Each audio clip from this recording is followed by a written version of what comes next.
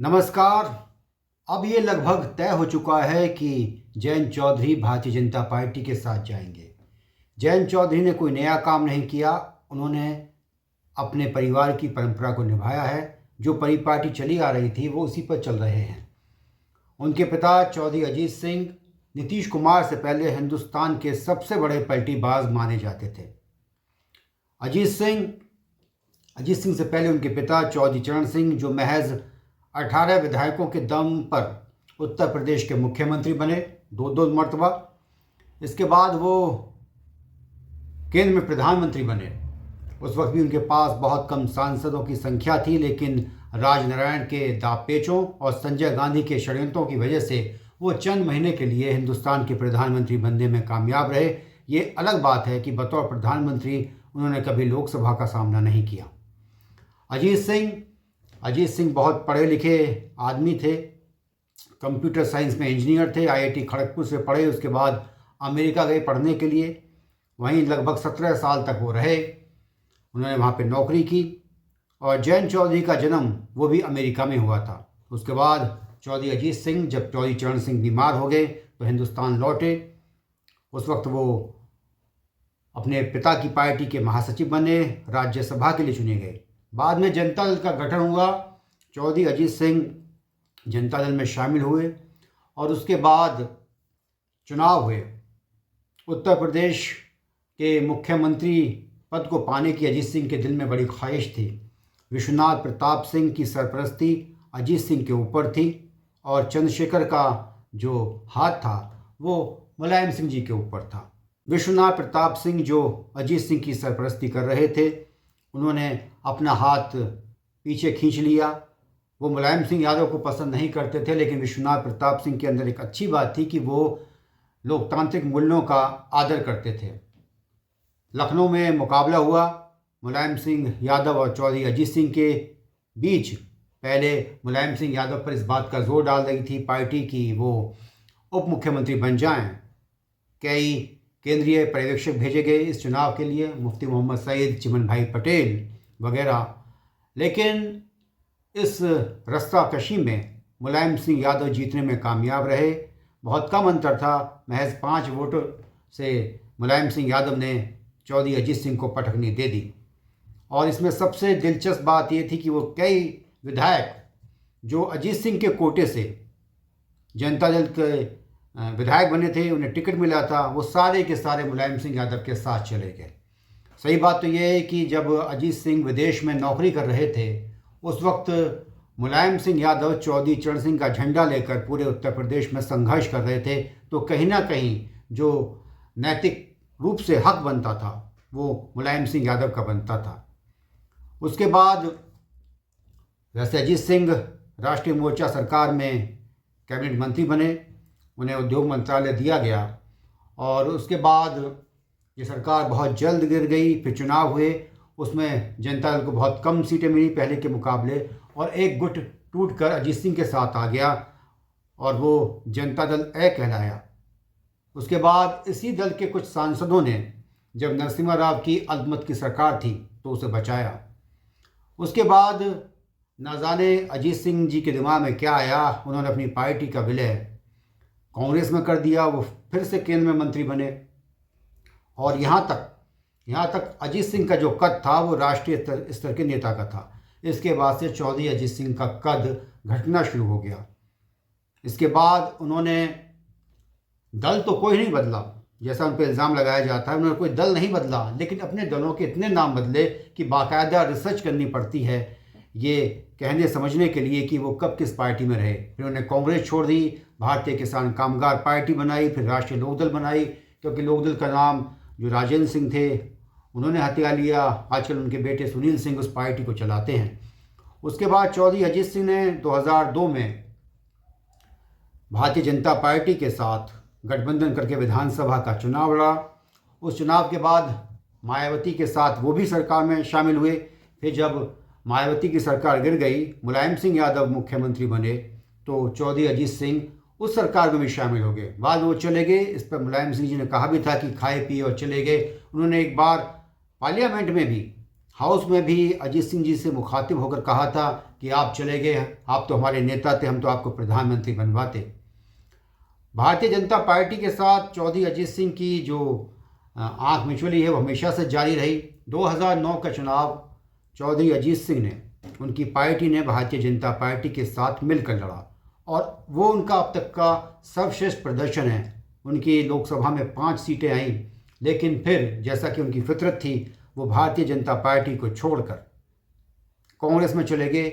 UPA सरकार में वो मंत्री बने और इसके अलावा जब ये सरकार गिर गई, यूपीए की चुनाव हुए तो उनका कांग्रेस के साथ गठबंधन हुआ, लेकिन उस चुनाव में ना सिर्फ वो हारे, बागपत से हारे ही नहीं बल्कि तीसरे नंबर पर रहे।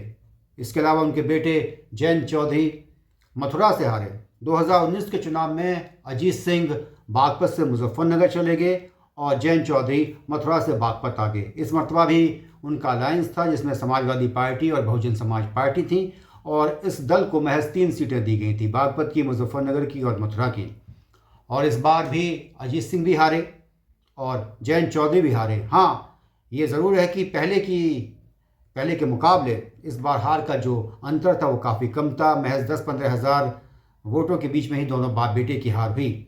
आखिर वो कौन सी वजह रही जिसकी वजह से जयंत चौधरी का ये मन बना कि वो भारतीय जनता पार्टी के साथ जाएंगे, या उनके दिल में ये इच्छा पहले से दबी हुई थी कि वो भारतीय जनता पार्टी के साथ जाएं, केंद्र में मंत्री बने और सत्ता का सुख भोगें। भारतीय जनता पार्टी ने अजीत सिंह और जयंत चौधरी को न सिर्फ हरवाया बल्कि जो एक बंगला चला रहा था तुगलक रोड पे, पहले चौधरी चरण सिंह के नाम से वो अलॉट था, फिर उनकी पत्नी गायत्री देवी के नाम से अलॉट हुआ, फिर चौधरी अजीत सिंह के नाम से। जब दोनों बाप बेटे हार गए तो जाहिर सी बात है कि वो बंगला खाली करना पड़ा, लेकिन इन लोगों ने उसे भावनात्मक रूप से चौधरी चरण सिंह जी के साथ जोड़ा। उसके बाद वो तस्वीर तमाम दुनिया ने देखी जब जयंत चौधरी लगभग पिटते पिटते बचे। उनके ऊपर पुलिस वालों ने ज़बरदस्त लाठियां बरसाने की कोशिश की, लेकिन भला हो कार्यकर्ताओं का कि उन्होंने वो तमाम लाठियां अपने शरीरों पर झेल लीं। जयंत चौधरी की जो पत्नी हैं, उन्होंने एक रैली में कहा था कि मेरे पति पे डंडे क्यों बरसाए, वो कोई गुंडा था, कोई मवाली था। अब बहरहाल अब उनका मन बदल गया है। अब जयंत चौधरी जो है वो भारतीय जनता पार्टी में, नरेंद्र मोदी में वो तमाम बातें, अच्छी बातें देखने लगे हैं जो वो कभी अपनी पार्टी में देखते थे, अपने दादाजी में देखा करते थे। अब भारतीय जनता पार्टी जो हर मुमकिन कोशिश कर रही थी उत्तर प्रदेश में जाटों की लीडरशिप पैदा करने के लिए, उसने कई लोगों को मंत्री बनाया, एक जाट को प्रदेश अध्यक्ष बनाया, इसके अलावा जगदीप धनखड़ को उपराष्ट्रपति बनाया, हरियाणा में दुष्यंत चौटाला को उप मुख्यमंत्री बनाया।